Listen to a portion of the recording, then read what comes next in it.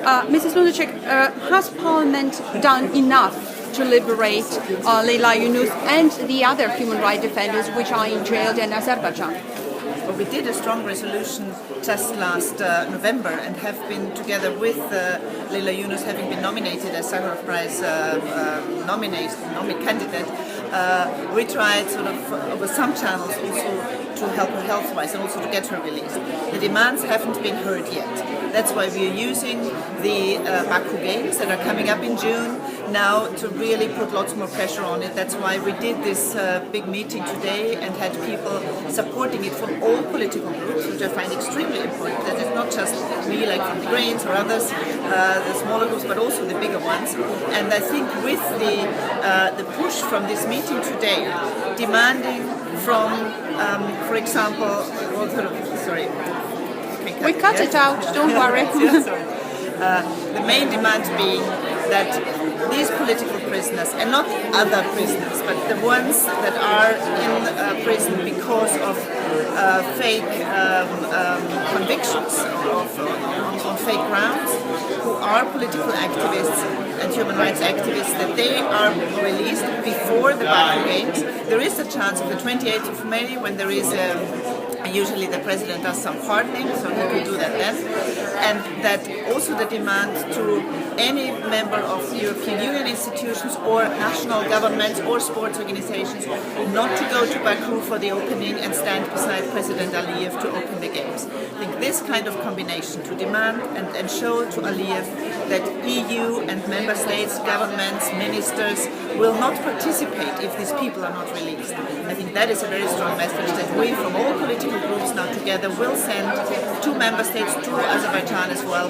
We want Leyla Yunus and all the others out of prison before the Baku Games start on the 12th. Ms. Lunacek, you have a very strong card because Azerbaijan has great interest to export to European Union, to export, you stay there, to export to European Union gas and oil. And many people say that's the reason why the human rights activists are silenced, and because that's the reason why MEP are so tolerant in a way, many MEPs, because in a way they are corrupt by the smell of gas and oil from Baku. Well, some MEPs might be, but you've seen MEPs from all political groups now, and we have seen strong political resolutions of this parliament. So I wouldn't accept that the parliament as such is with a big majority. Sorry, what's the word? So I would not accept the point that the parliament, with a big majority, would be complicit in the human rights violations in Azerbaijan. Excuse me, I've got your question was? Because there is a feeling that it's corrupt, gas and oil. But I very much agree that the issue of our EU and member states' dependency on gas and oil, on fossil fuels, from countries, regimes like Azerbaijan, but also Russia, Saudi Arabia, and so many others, does make us less independent and free to fight for human rights in these countries.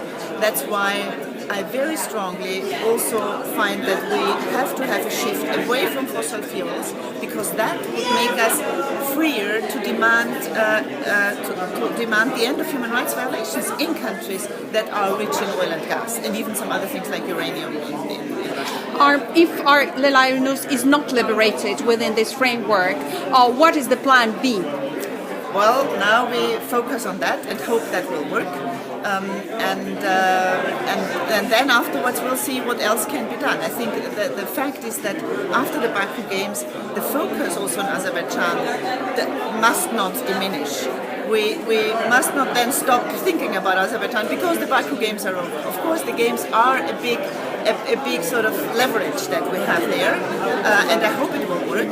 If not, we'll have to continue in really having, for example, a political delegation going to Azerbaijan, trying to visit the people who are still in prison, which I hope not, but if that happens, and also putting more pressure on Azerbaijan, and of course demanding that we get rid of our dependency on fossil fuels. Yeah? That's Mrs. Lunacek, do you believe that soft power will work on regimes, autocratic regimes like Russia, Kazakhstan, Azerbaijan, etc.? Do you think these regimes understand what soft power is?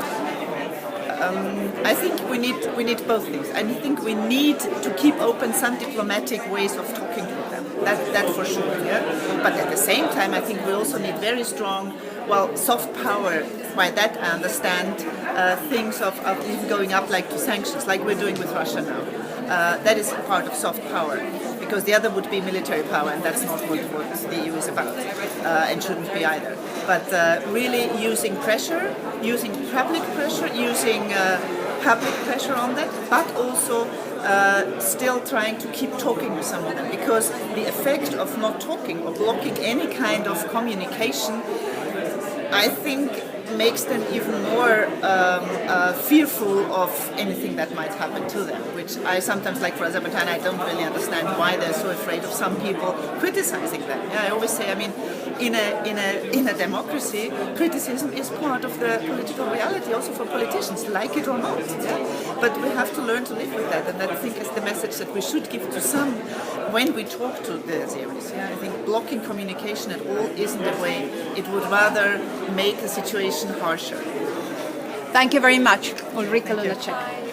Okay.